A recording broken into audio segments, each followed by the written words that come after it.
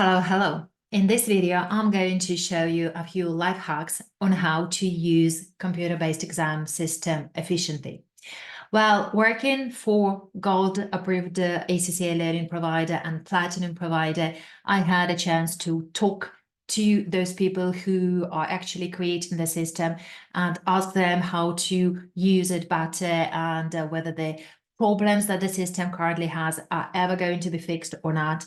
And I've been with the system even before it appeared, before it was launched for ACCA.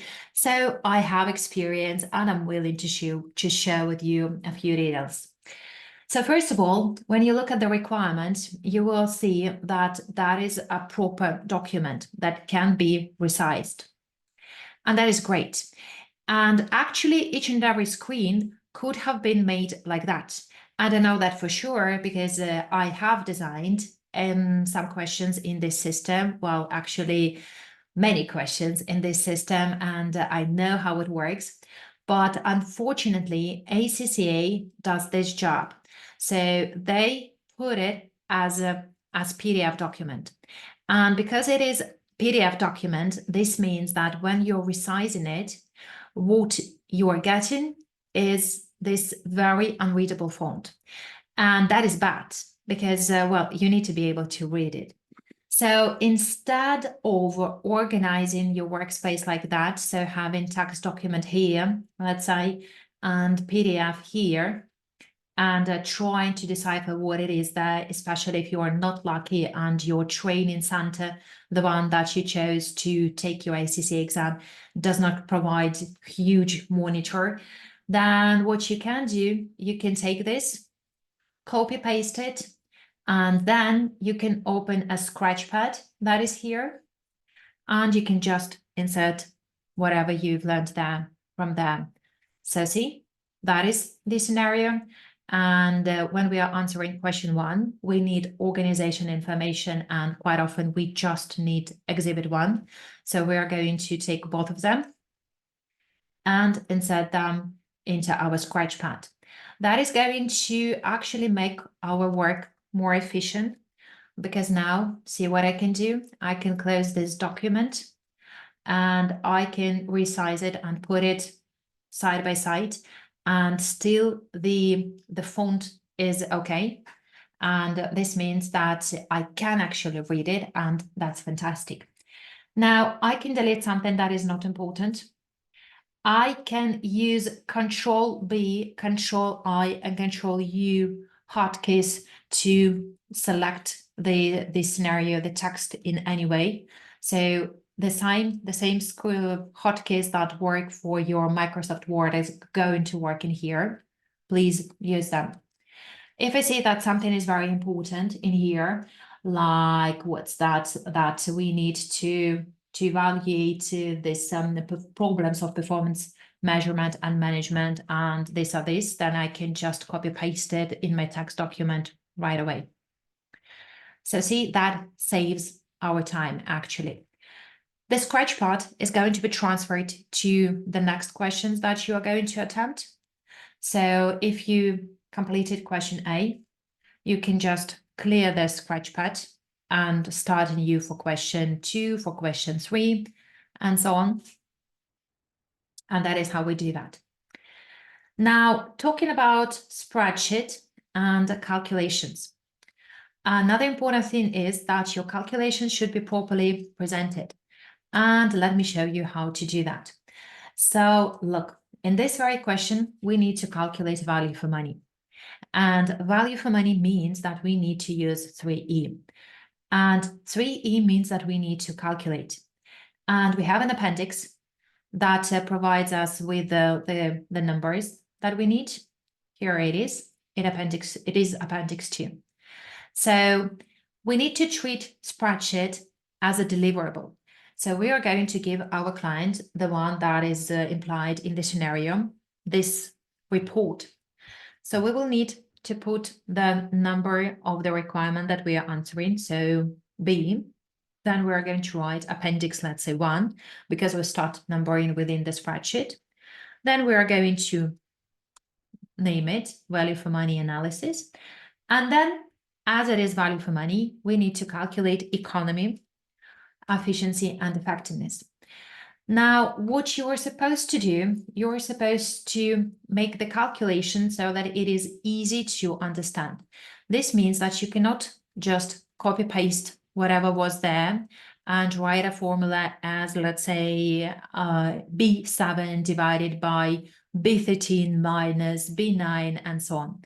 So you need to use the numbers that are right above. The same way that ACCA gives you your answer by putting the line, the one under another, well, the same way should be approached here. So for example, if we're measuring economy, then it's going to be total salaries. It's going to be number of doctors. So we are going to just take these two lines. And that is it. And then I'm going to calculate salary per doctor. And by calculating the answer, I will be able to see the result for my economy analysis. And the same way goes for efficiency and effectiveness. There are a few things to note. The first is that your answer should go down and not to the right. So this means that if you want to calculate measures for efficiency, you will need to do that down below. So down below, we are going to have efficiency. We are going to take a number of patients admitted, right? We are going to take number of doctors, and we are going to calculate patients per doctor. And that is it. It's supposed to be down below.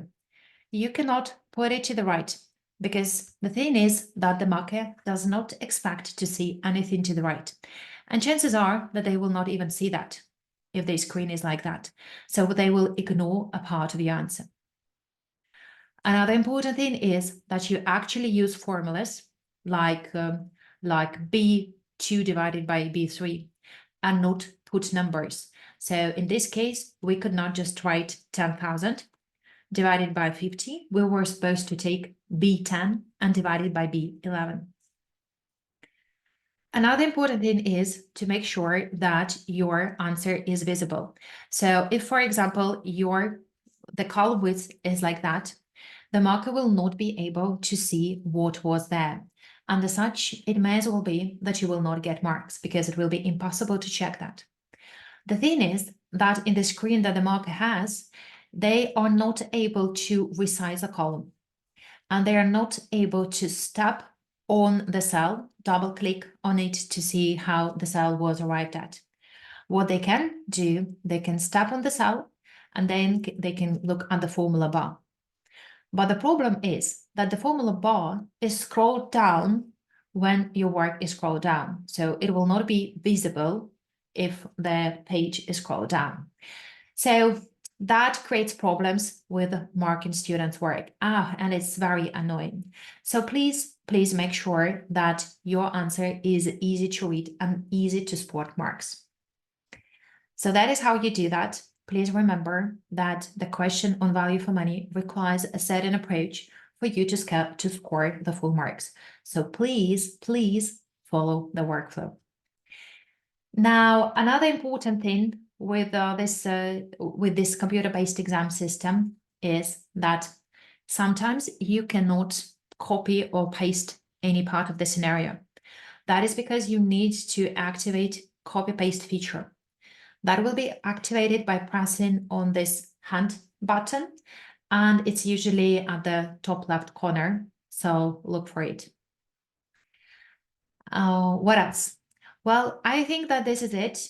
And finally, one more thing to consider is that if you travel a lot, and if you live not in the country where you used to live, chances are that your computers are going to be in different regional settings. So go to Wikipedia, look for decimal places and see what is the way that this very country writes their decimal numbers as. So do the right $1, let's say, and 25 cents using comma or using dot. Because if you are choosing wrong, then you will just get errors. See, like that. So you need to kind of get used to using the same regional settings as the country you are taking the exam offers.